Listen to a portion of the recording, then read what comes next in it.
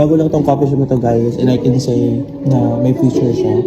Kabugin yung mga, ang tawag doon yung mga existing coffee shops. Welcome to Proud Manalagueño. Saan na naman pupunta ang mga baklang to?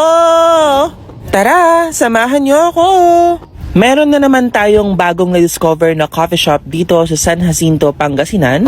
Ang pangalan ng coffee shop na to ay Barbarista Cafe. Kasama ko nga pala si Tofi na pumunta at kumain dito sa coffee shop na to. Actually, nag-open lang sila nung June 30, so bago-bago lang.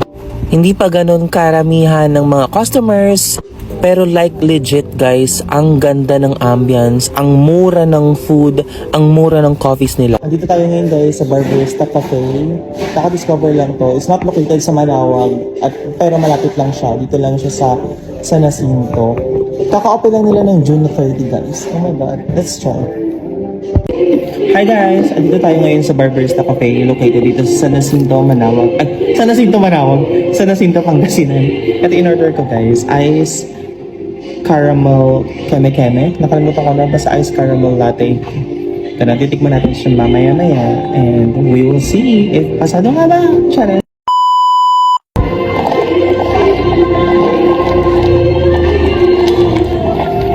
Kita mo yung mga caramel guys. Unlike sa iba, parang hindi na tayong caramel at madaling matuloy. Dito, pwede pa mas medyo marami siya. Ay, fuck! Oh, shit! Wala. Ito ang muna ako. Masarap. Malasa yung caramel niya guys. Hindi ko lang siya masarap kasi, oh my god. Basta yun. So far, for me, pasado siya kasi hindi masyado matapon yung kape. Nagbabalance siya sa caramel. Talagang malalasahan mo rin yung caramel. So, pero rin siya. At tingnan guys, at an affordable price. Maganda yung ambience, mura, masarap din. Yeah, let's go. Try nyo rin dito. Wow! Titikman naman natin siya guys. This is strawberry waffle. Meron din ako in-order guys, strawberry waffle.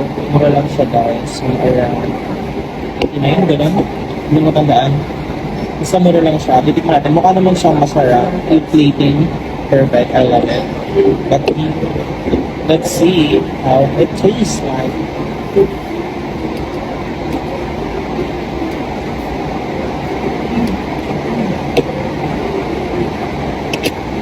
And then we're gonna put some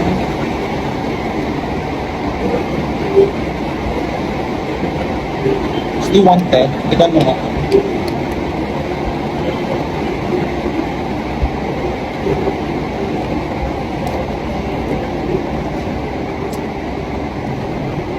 Hindi siya masyadong matamis. Complementary siya sa lasa ng waffle. So, if you are someone who really likes ganitong mga klaseng merienda, gano'n, pasok siya sa'yo.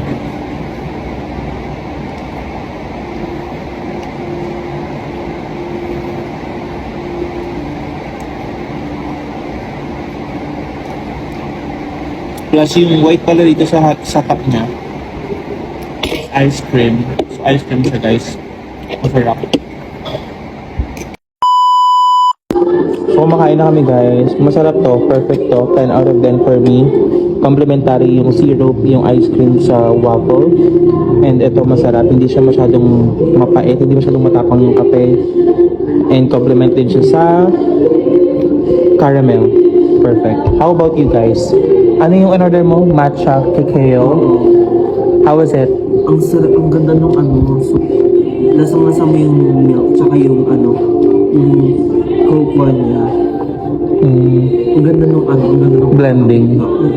Super. Ilan ang score mo sa kanya? Na out of 10 siya sa akin. No bias yan ha. Oo. Dito lang yan guys sa Barbarista Cafe. Visit na. Bago lang tong coffee shop na to guys, and I can say na may future siya. Kabugin yung mga, ang tawag yung mga existing coffee shops Not only sa Malamag, not only sa San Jacinto, basta masarap siya guys. So, punta na kayo dito guys. Located lang siya sa San Jacinto.